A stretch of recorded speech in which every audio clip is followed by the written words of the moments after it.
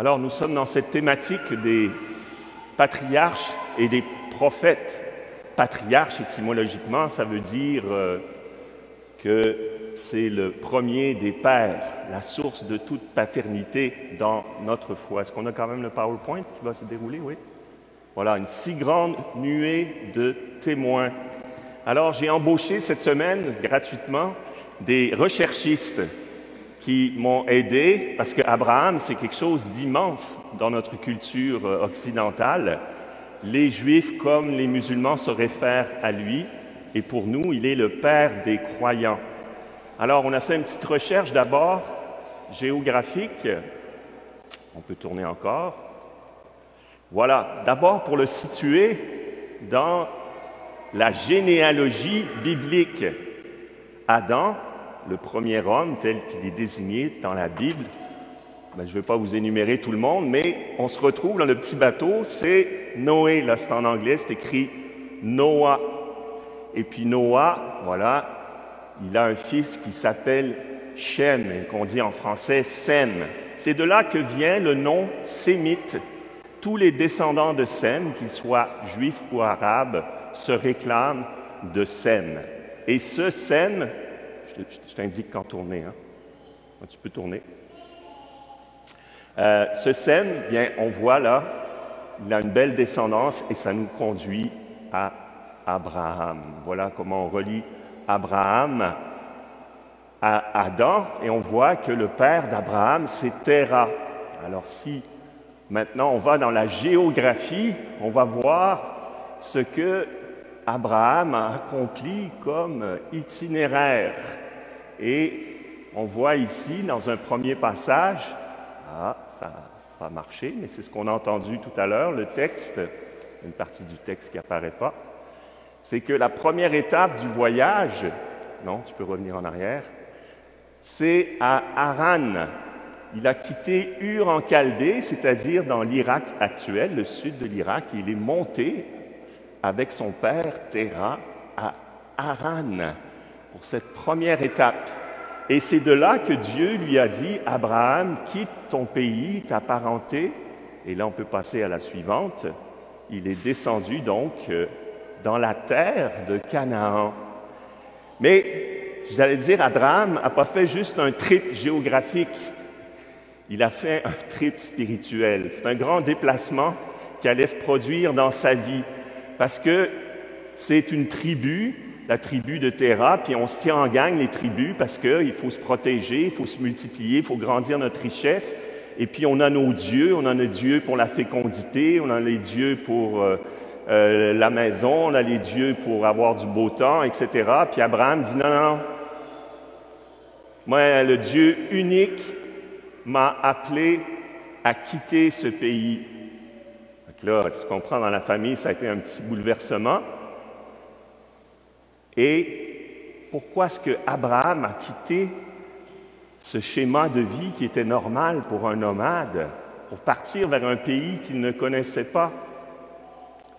Bien, moi, j'ai une idée là-dessus, parce que Abraham vivait un manque. Il était très riche avec son père et son neveu, tout allait bien, plein de troupeaux, de l'or, tout ce que tu veux, mais il y avait un grand vide, c'est qu'il n'avait pas d'enfants et sa femme était stérile. C'est peut-être à cause de ce vide que Dieu a résonné dans son cœur et qu'il a accepté d'aller plus loin, de sortir du lot. Alors, ce choix de Dieu, Abraham le juste, c'est super mon PowerPoint parce que le texte, il n'y apparaît pas. Donc, je vais être obligé de me rappeler ce que j'avais mis. Alors, oui, c'est ça. Vous vous rappelez cet épisode où Dieu montre à Abraham les étoiles du ciel. Puis il lui dit, « Telle sera ta descendance, aussi nombreuse que les étoiles et que le sable de la mer. » Et Abraham crut dans le Seigneur et Dieu le considéra comme juste. Tout se noue dans cet acte de foi d'Abraham, parce que Dieu lui fait un immense cadeau, dans sa stérilité. Il l'a choisi gratuitement, lui qui était pauvre et en manque. Et la réponse à ce don immense de Dieu, c'est la foi. Parce que Dieu lui a montré quelque chose d'infini et qu'il n'y a que la foi qui peut répondre à l'infini, parce que la foi s'ouvre aux dimensions divines qui font éclater toutes les mesures humaines. Abraham est entré dans la démesure divine en ouvrant son cœur par là. Ah, c'est super! C'est apparu. Alors, on va passer à la suivante. On va voir si elle apparaît. Alors, la deuxième, l'autre slide, c'est Dieu qui dit « Il n'hésita pas, il ne manqua pas de foi, mais il trouva sa force dans la foi et rendit gloire à Dieu, car il était pleinement convaincu que Dieu a la puissance d'accomplir ce qu'il a promis, et il est vieux et sa femme est stérile. » On va passer à la slide suivante.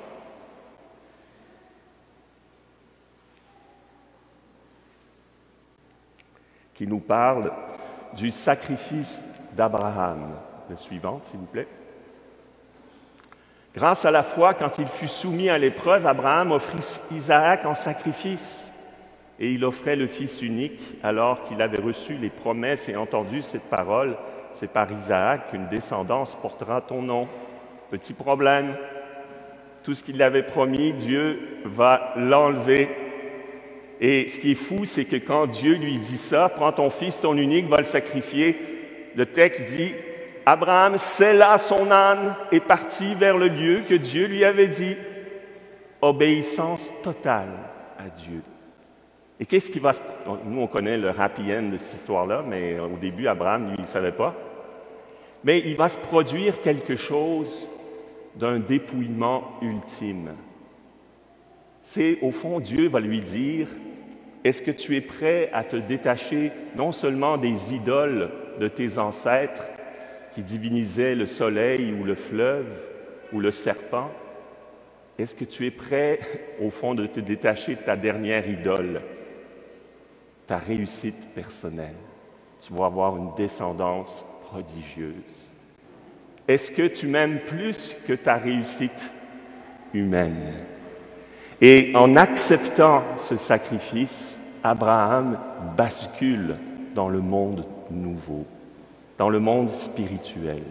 C'est pourquoi il est notre Père, parce qu'il a aimé Dieu plus que tout. Et déjà, il vivait l'Évangile quand Jésus dit « Si quelqu'un vient à moi sans me préférer à son père, sa mère, etc., il n'est pas digne de moi. » Abraham devient le premier adorateur. Et dans ce passage pathétique, il y a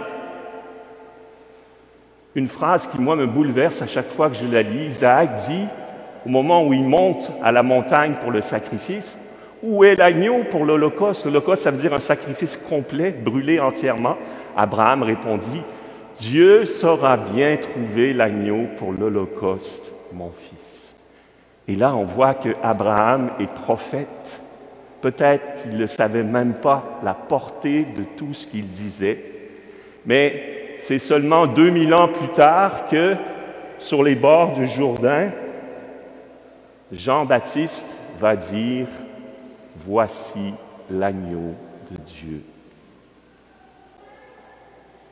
Dieu pourvoira pour l'agneau. Si on passe à la slide suivante, en effet, Dieu n'a pas épargné son propre Fils, mais il l'a livré pour nous tous.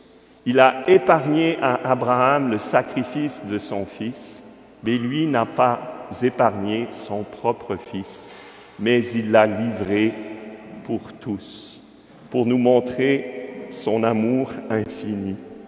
L'agneau de Dieu, celui qui est le flambeau de la cité de la Jérusalem céleste, celui qui fait de nous des fils.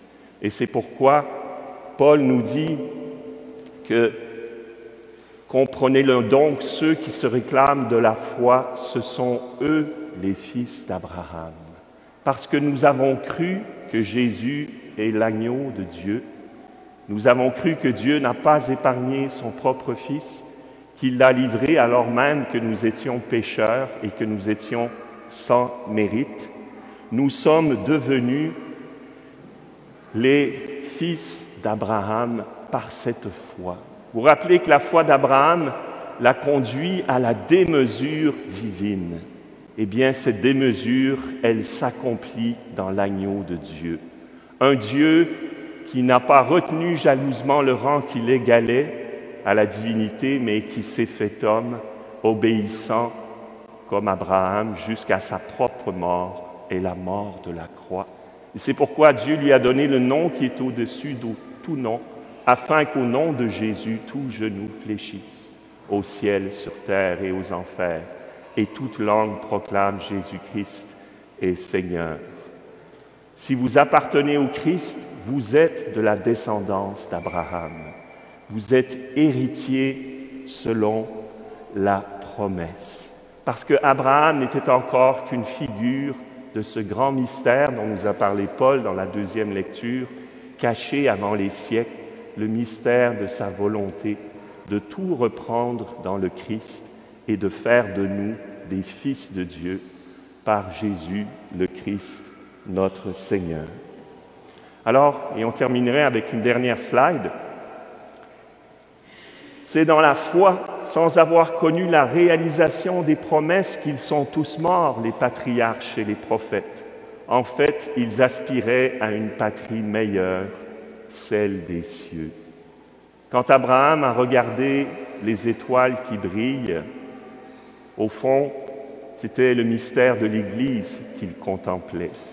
Les hommes et les femmes qui ont été choisis, comme Abraham, de toute éternité, non pour leur mérite, nous qui étions marqués par la mort et la condamnation, il a vu briller cet héritage. Et ce n'est pas une descendance charnelle que Abraham reçoit, ni une terre géographique, mais un héritage spirituel, une descendance, les croyants, ceux qui ont été baptisés dans le Christ Jésus. Et la terre promise, c'est cette vie éternelle. C'est cette Jérusalem céleste qui nous attend dans les cieux, où nous rejoindrons toutes les étoiles qui brillent dans le firmament de Dieu. Alors, quel chemin incroyable a commencé avec Abraham et passe par Jésus-Christ et s'épanouit totalement dans le mystère de l'Église, mais surtout dans la gloire céleste. C'est là qu'Abraham, qui a vu Jésus et qui a tressailli, nous attend. Alors, frères et sœurs, quelle belle leçon de foi nous donne Abraham. Il nous invite à sortir de nos petitesses, de nos peurs, et à s'ouvrir à l'immensité du don de Dieu, qui n'a pas épargné son propre Fils, mais qui l'a donné. Comment ne nous donnerait-il pas tout? Amen.